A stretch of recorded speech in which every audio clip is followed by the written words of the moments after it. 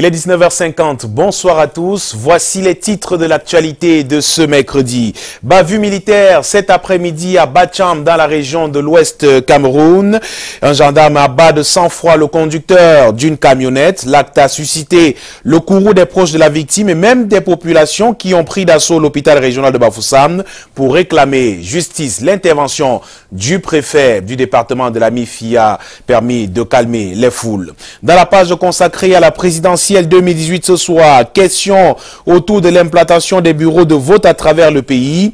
Que dit la loi à ce propos? Des éclairages d'un avocat à la suite de la sortie du SDF qui appelle les CAM à respecter la loi en extirpant les bureaux de vote des casernes militaires. Cependant, le président du mouvement pour la renaissance du Cameroun favorable à une coalition de l'opposition en vue de la prochaine présidentielle, Maurice Kamto s'exprimait ce jour au cours d'un point de presse à Yaoundé. Vous l'écouterez dans ce journal. Et voici un sport qui vient mettre un terme à une rumeur persistante depuis quelques jours, annonçant le retrait de la CAN 2019 au Cameroun. Le premier vice-président de la commission de la CAN à la CAF estime que notre pays est sur la bonne voie et reste la destination de la fête du football africain en 2019. Voilà pour le sommaire.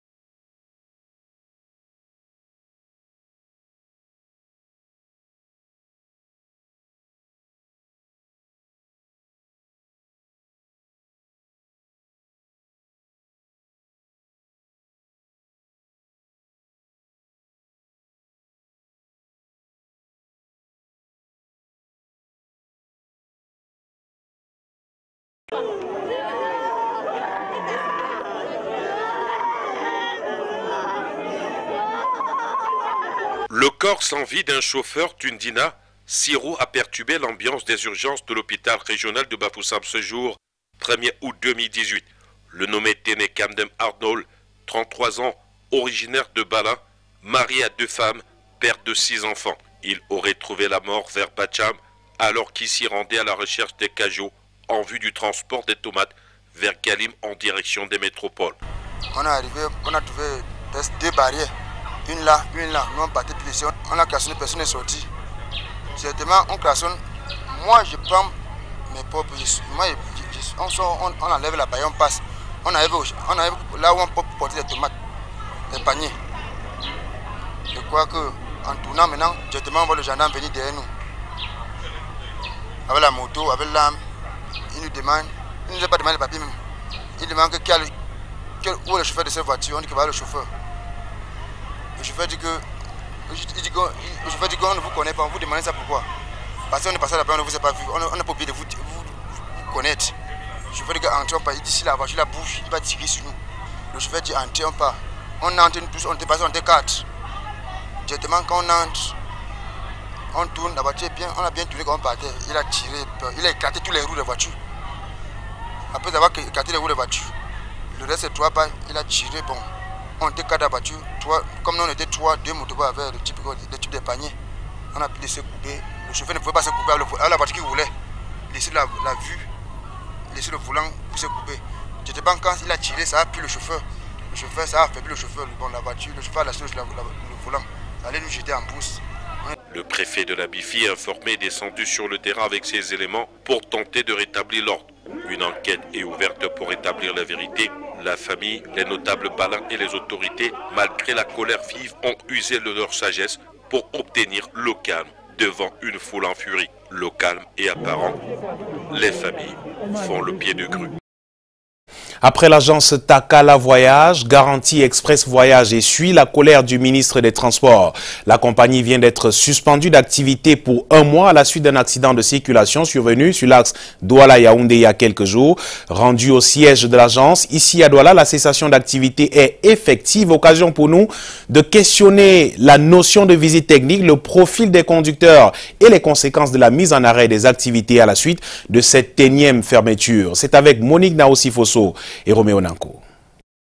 La compagnie de transport interurbain Garantie Express est bel et bien fermée. C'est en application à une décision prise par le ministre des Transports, Jean-Enes Massénangale Bibéhé.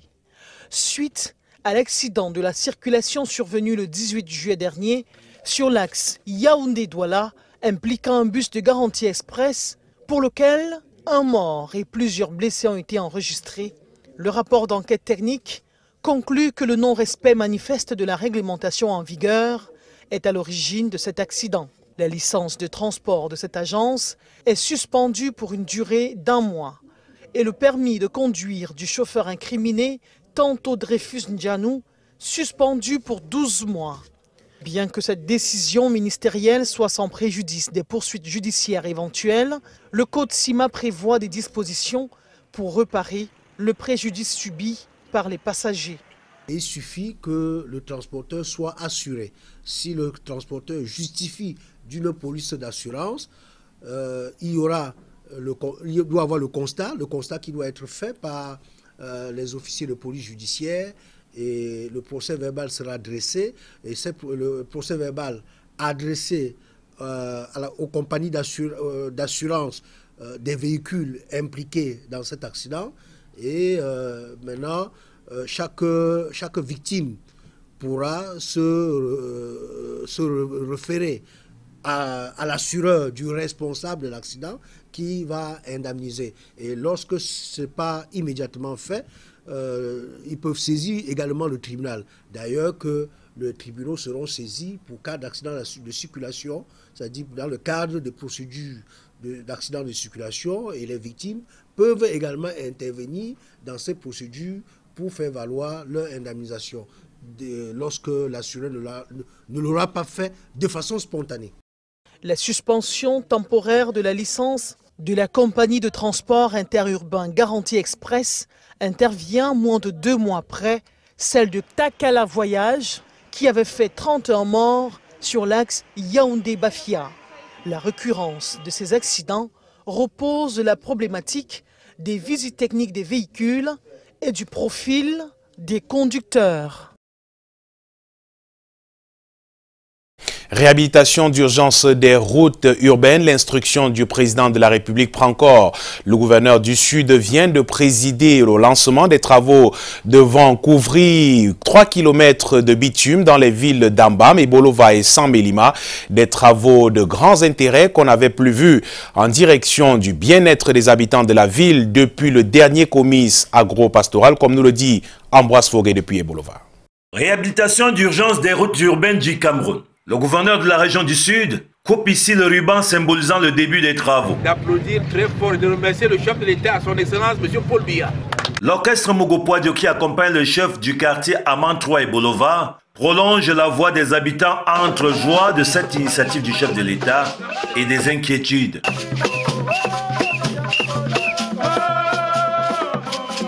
Je remercie le chef d'État d'avoir pensé à la population de l'Amantroa. Maintenant, il nous reste à sensibiliser la population pour le déguerpissement. Mais tout ce que nous demandons au préalable, qu'on indemnise les gens avant les travaux pour les permettre de payer la rentrée scolaire aux enfants et chercher là où ils peuvent se recaser. Presque 3 km de voirie à revêtir en enduit superficiel bicouche.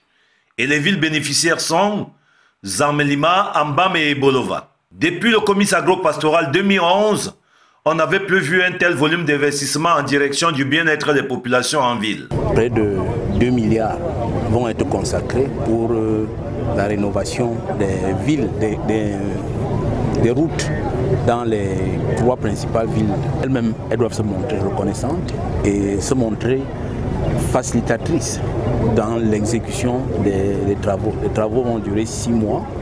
Il y aura quelques déguerpissements à faire, mais l'État respecte tous ses engagements. Une commission descendra pour évaluer les destructions à faire, pour faire passer les routes et les populations vont être indemnisées. Une préévaluation des indemnités a déjà été faite. Reste qu'à accompagner des préfets, ils redescendent pour confirmer les taux des études prévus dans des allocations budgétaires. La semaine de l'allaitement maternel a débuté ce 1er août et s'achève le 7 août prochain. Une semaine qui est placée sous le thème allaitement maternel, le fondement de la vie. Il est question à travers celle-ci d'inviter les femmes à comprendre les bienfaits de l'allaitement maternel, tant pour la mère que pour l'enfant. Mireille Flore de Fofotso nous en parle plus. Allaiter son bébé exclusivement au lait maternel pendant les 6 premiers mois, c'est ce que toutes les mamans devraient faire pour la bonne santé de leur bébé. C'est prouvé que l'allaitement maternel a des bienfaits. Le lait de la mère qui rend l'enfant sage, intelligent, et ça fait en sorte que l'enfant est protégé, l'enfant ne tombe pas régulièrement malade. Les bébés privés de lait maternel sont exposés aux infections, au retard de croissance, à la malnutrition, qui est parfois l'origine des décès infantiles, ont reconnu certains spécialistes. Aujourd'hui, c'est un fait. Les mamans allaitent de moins en moins leurs nourrissons tels que recommandés par l'OMS et privilégient l'allaitement artificiel. Oui, les mamans d'aujourd'hui n'allaitent plus comme celles d'avant parce qu'à l'époque, il n'y avait pas de lait, il n'y avait pas tout ce qu'on a là de moderne. Et puis les femmes ont aussi peur que leur sein tombe, comme on dit. Et donc c'est ça, ce n'est plus la même chose en fait. Mais ouais, les femmes qui travaillent, les enfants sont laissés abandonnés à la maison, aux bonnes, à la famille, quoi. Mais les raisons évoquées sont multiples. Le manque de temps revient le plus souvent dans une société où la majorité des femmes ont un travail rémunéré. Et certaines occupent parfois des postes de responsabilité avec des emplois de temps non fixes et veulent souvent relever certains challenges face aux hommes. D'après des médecins, allaiter son enfant a des bienfaits pour la maman, dans ce sens qu'il joue un rôle de contraceptif. En plus, aide certaines à perdre les kilos accumulés pendant la grossesse. Toutes les idées reçues autour de l'allaitement maternel ne sont pas vérifiées. Il faut toujours se rapprocher auprès d'un spécialiste. Précisons que la semaine de l'allaitement maternel est célébrée cette année sous le thème « Allaitement maternel, le fondement de la vie ». Comme quoi, il est au début de toute vie.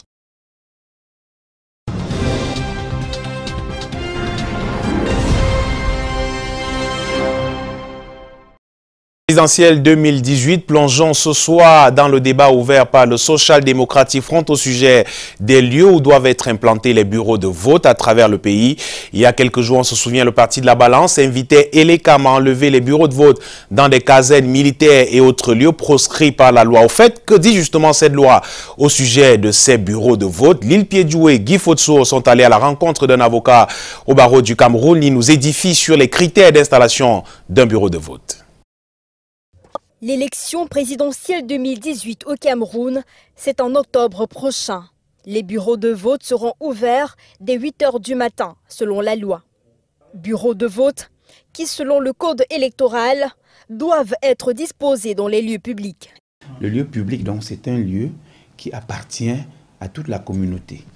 Nous pouvons citer pour cela tout ce qui est construit à la base de nos impôts, des impôts de vous et moi et de tous les citoyens. Ça, c'est des lieux publics. Alors, des lieux ouverts au public, c'est tout autre lieu qui, même sans être public, peuvent exceptionnellement, en l'occasion de ces événements, être ouverts au public, mais qui ne sont pas habituellement ouverts au public. Peu importe l'endroit où se trouve un bureau de vote, le dénominateur commun reste la facilité pour le citoyen d'y accéder. Le dénominateur commun, lorsqu'il s'agit d'élections, c'est la facilité, la liberté pour tout électeur d'entrer là où se trouve son bureau de vote, là où il doit exercer son devoir citoyen. Le contexte sécuritaire actuel pousse à réfléchir sur la gestion des bureaux de vote, notamment en ce qui concerne les populations déplacées. Les urnes ne pourront pas aller vers les électeurs, sauf si c'est dans le ressort territorial de la commune où ils sont inscrits. On peut, à titre exceptionnel, déplacer un centre de vote pour des raisons de sécurité. Mais comme le bureau de vote est installé dans une commune, si ça reste dans le ressort territorial de la commune, vraiment il n'y a absolument aucun problème. Il ne reste plus qu'à Elections Cameroun de mieux organiser l'élection présidentielle à venir afin d'éviter toute forme de contestation au soir du 7 octobre. La suite du journal, c'est à Yaoundé avec Alain Ghislain Kanga. Bonsoir Alain.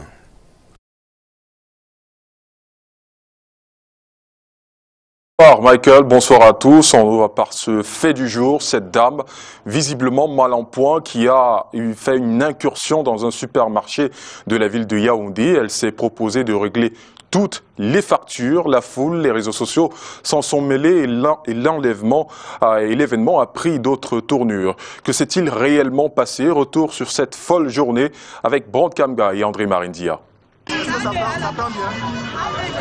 Ces événements se déroulent entre 11h et 18h. Le supermarché situé à la Mobile et Sauce à Yaoundé fait l'objet de toutes les convoitises ce mercredi avec une femme qui solderait toutes les factures des clients. Quand vous arrivez à la caisse, elle vous demandait de laisser qu'elle va valider et que c'est qu'il y avait d'autres choses à prendre, vous prenez. Bon, moi vraiment j'ai paniqué parce que nous traversons un peu des moments difficiles. On ne sait pas si c'est un mauvais agent ou bien c'était un bon agent. Il y a une dame qui vend les avocats là devant, donc elle est entrée, elle a pris presque des trucs de 200 000. Elle a pris un frigo déjà, elle a pris des assiettes en ensemble, elle a placé à la caisse, la dame a sorti l'argent, on a facturé, elle est sortie avec. L'information se répand sur les réseaux sociaux et la foule s'installe, chacun voulant bénéficier des bienfaits de l'inconnu. Les premiers en ont justement bénéficié, les forces de maintien de l'ordre prennent place pour maîtriser d'éventuels débordements. Le supermarché est fermé.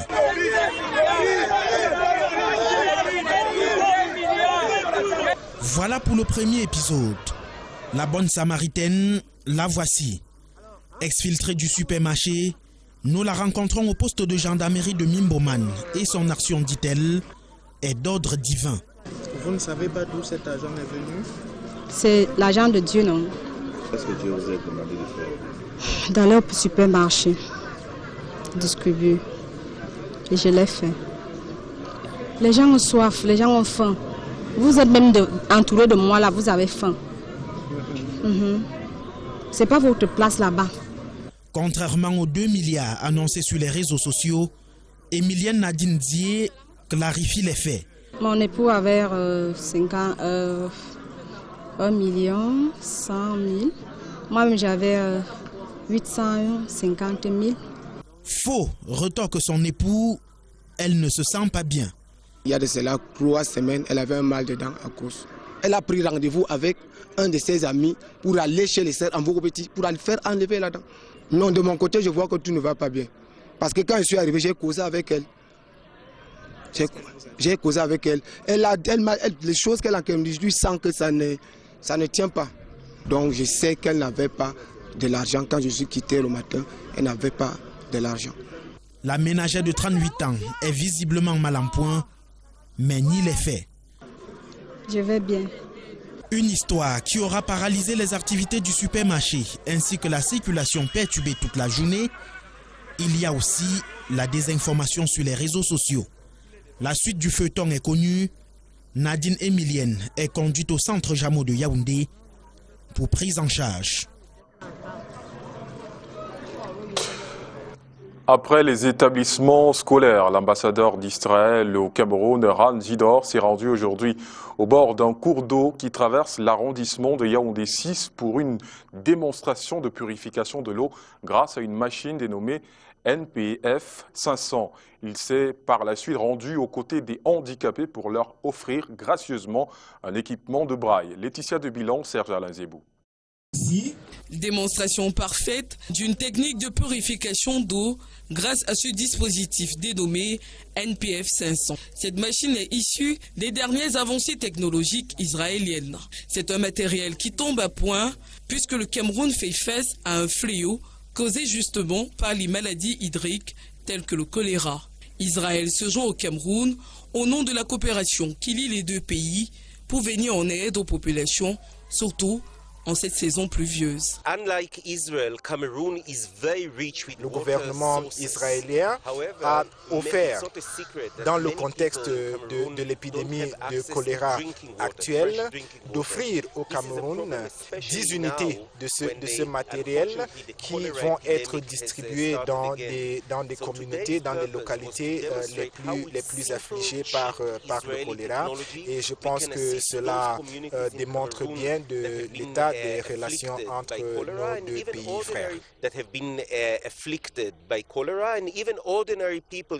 C'est l'eau issue du cours d'eau dénommé Biem qui traverse le quartier Touguébé, situé dans la commune d'arrondissement de Yaoundé 6, qui a été utilisée pour la cérémonie de démonstration de purification de l'eau ce 1er août 2018. Cet appareil est capable de fournir 8 litres d'eau potable par minute et peut servir une communauté de 500 personnes chaque jour pendant 3 ans. Une satisfaction pour les populations de la dite commune. Très heureuse d'accueillir le gouvernement d'Israël dans le cadre des tests de ces appareils de purification d'eau. La commune d'arrondissement de Yaoundé 6 sera parmi les bénéficiaires de ces appareils de purification d'eau.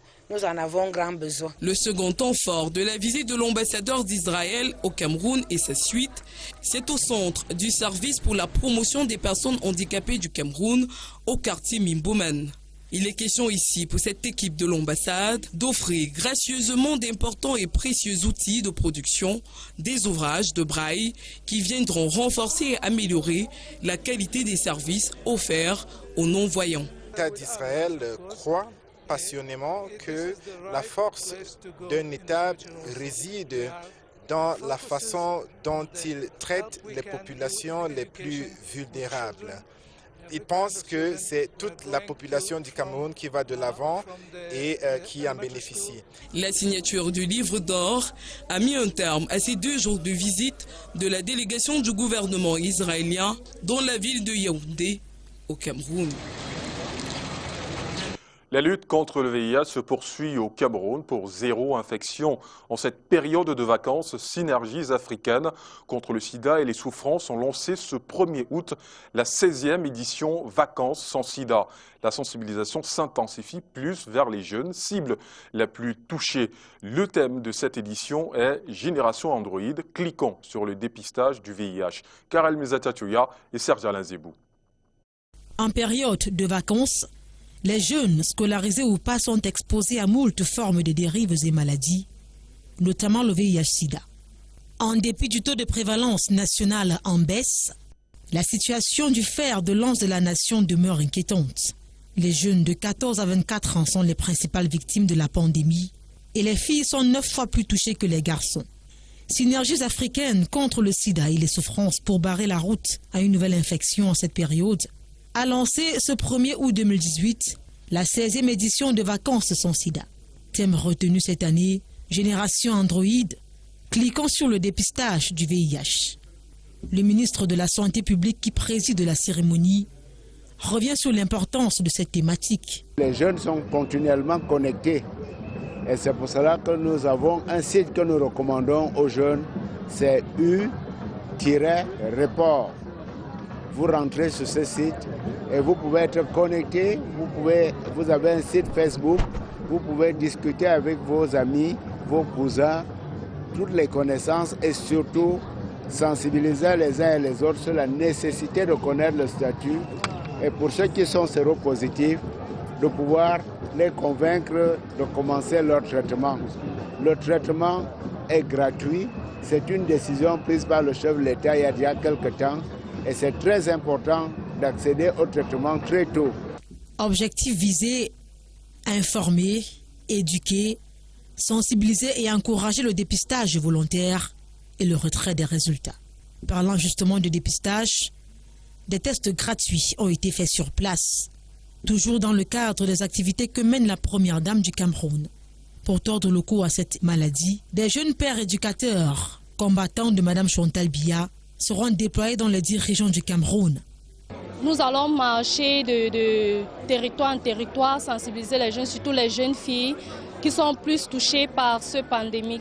Dans le même sens, d'importants chantiers ont été engagés par le gouvernement pour préserver la jeunesse. Je citerai particulièrement le plan triennal spécial jeunes, doté d'une enveloppe de 102 milliards de francs CFA et dont la mise en œuvre est effective depuis son lancement le 11 janvier 2017 par M. le Premier ministre, chef de gouvernement. Les artistes qui se sentent également concernés ont sensibilisé les jeunes à leur manière, en présence des autorités, des dames du Sérac et des hôtes de marque.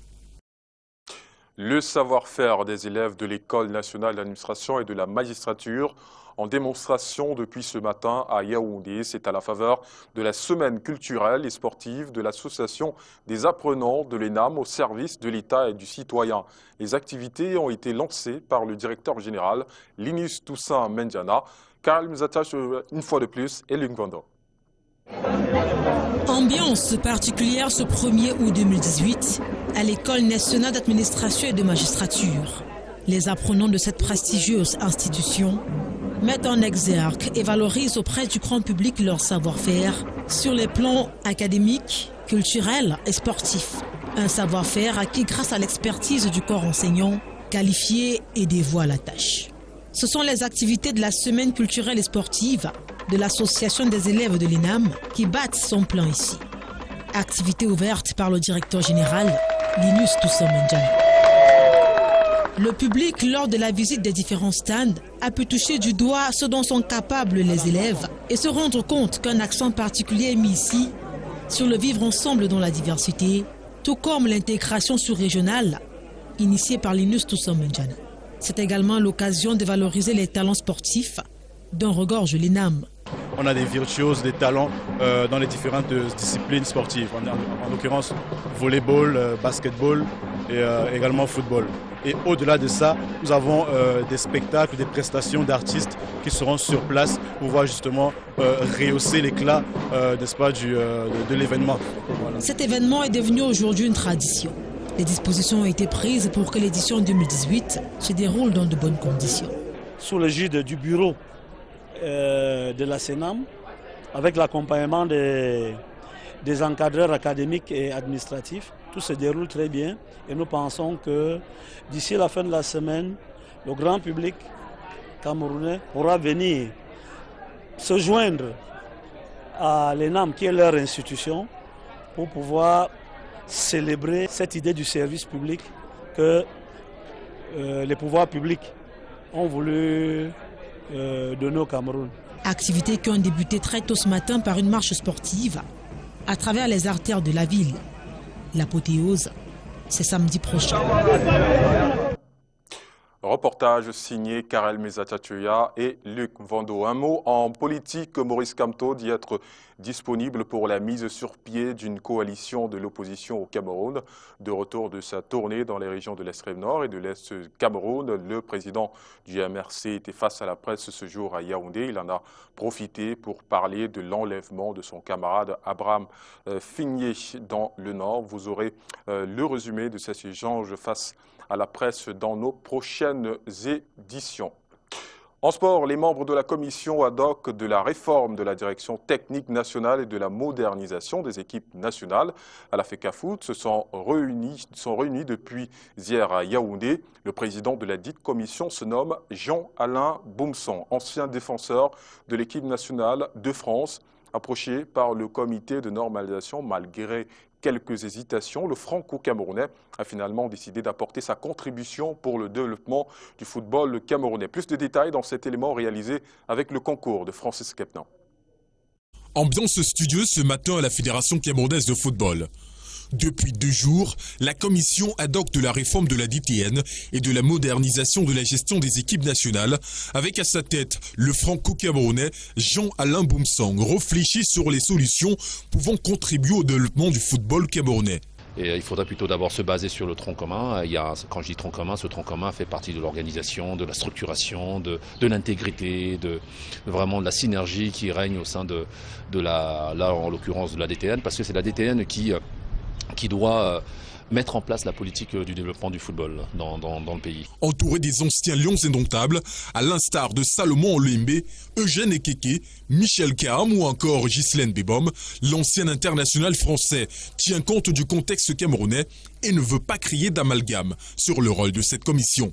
Nous ne sommes pas là dans cette commission pour se mettre contre ou venir juger le travail qui a été fait. Non, nous ne sommes pas là non plus pour nous inscrire contre, et surtout pas contre l'État camerounais qui a délégué la tutelle, l'organisation du sport du football. La bande à Jean-Alain Boumsong s'est engagée à proposer une DTN efficiente en fonction des moyens financiers disponibles. L'ancien joueur de Lyon, sollicité par la fédération, avoue n'avoir pas donné une réponse immédiatement. C'est la première fois réellement qu'on proposait, donc c'est vrai que je ne vous le cacherai pas qu'au regard des difficultés qu'il peut y avoir, on le sait, il y a un comité de normalisation, donc on sait qu'il y a des problèmes au sein de l'Africa Foot.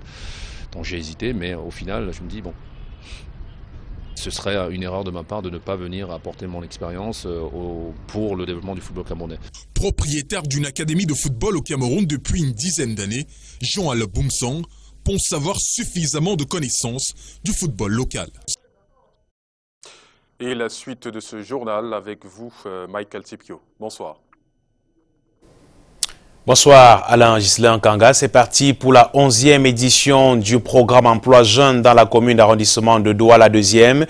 Ils sont 587 jeunes élèves et étudiants à être retenus cette année pour les stages de vacances bien outillés. Ils vont durant un mois participer à la vie de leur commune au travers du curage des drains, des plantations d'arbres et bien d'autres services de bureau. Alain Bertrand Ketchouan et Armand Pagna pour les détails.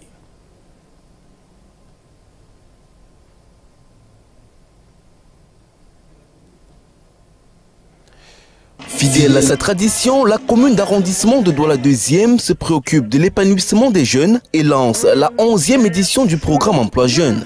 Cette année 2018, 587 stagiaires sur plus de 3500 candidats ont été retenus, un nombre en deçà de celui de l'année dernière, mais qui se justifie par la conjoncture et les critères d'admission. Nous avons voulu privilégier d'abord les élèves étudiants résidant dans notre commune et ainsi nous avons mis un accent sur la discipline. Parce que nous nous sommes rendus compte que les enfants qui avaient déjà des comportements déplorables à l'école ou au lycée, ce sont les mêmes là qui venaient perturber les stages de vacances. Donc ceux-là ont vu leur dossier rejeté et c'est la raison pour laquelle au lieu de 700 comme les années passées, nous sommes arrivés à 585. Équipés de râteaux, balais, brouettes, bottes, chasubles et manteaux, ces jeunes vacanciers vont durant un mois assainir leur milieu de vie, bref, participer activement à la vie de leur commune. C'est les mêmes, c'est-à-dire ils vont également s'atteler à assainir la commune, balayage, curage des caniveaux et puis désherbage. Et ceux qui seront retenus dans les services de la mairie seront affectés dans les différents services tels que les ressources humaines, services des finances, assiettes, selon leurs compétences également, et également appuyer le personnel communal dans les missions régaliennes qui sont le recouvrement et le contrôle par exemple de certains établissements en matière d'hygiène et salubrité. Comme à l'accoutumée, ces actes citoyens des stagiaires seront récompensés, question de soulager les parents à la rentrée scolaire. Les parents également sont un peu soulagés dans la mesure où les enfants à la fin du stage reçoivent des per diem et ça leur permet pour les uns de payer les fournitures scolaires, pour les autres peut-être de payer la scolarité dans les écoles ou dans les universités. Au cours de son allocution, Maître Denise Fampo, maire de Douala 2e, tout en félicitant les élèves et étudiants qui ont eu de bons résultats au cours de l'année scolaire, a exhorté les jeunes à faire preuve de discipline et à respecter scrupuleusement les horaires pour le bon déroulement du travail. Du sport, nous vous le disions en titre à quelques jours de l'arrivée de la 3e mission d'inspection de la CAF au Cameroun. La rumeur enfle sur un éventuel retrait de la compétition au pays de Roger Mila. Les réseaux sociaux se sont enflammés il y a quelques jours et ont d'ailleurs tout fait de relayer des articles et autres fake news, parfois diffusés même dans des médias classiques. Et face à la presse étrangère à Harare, au Zimbabwe ce jour, Philippe Chiyangwa, premier vice-président de la commission d'organisation de la CAN à la CAF, apporte son soutien au Cameroun. Les précisions avec Marc Chouamou avec le concours de nos confrères de Sika TV. Depuis quelques heures, la rumeur a tout fait de mettre le Cameroun à mal dans sa course à l'organisation de la CAN 2019, bien que dans les chantiers, les ouvriers redoublent d'efforts. Alors que la 3e mission d'inspection de la CAF est annoncée pour dans quelques jours, une interview d'une ancienne gloire égyptienne proche de la CAF envoie la CAN au Maroc. Rencontré à Harare au Zimbabwe par nos confrères de Sika TV dans le cadre des élections législatives et présidentielles, le premier vice-président de la commission CAF chargé de l'organisation de la CAN, le docteur Philippe Chiyangwa, affirme que rien n'a été décidé. Au contraire, il rassure. Je vais vous faire une promesse en qualité de l'un des vice-présidents de la commission d'organisation de la CAN. Je souhaite que rien de fâcheux n'arrive au Cameroun.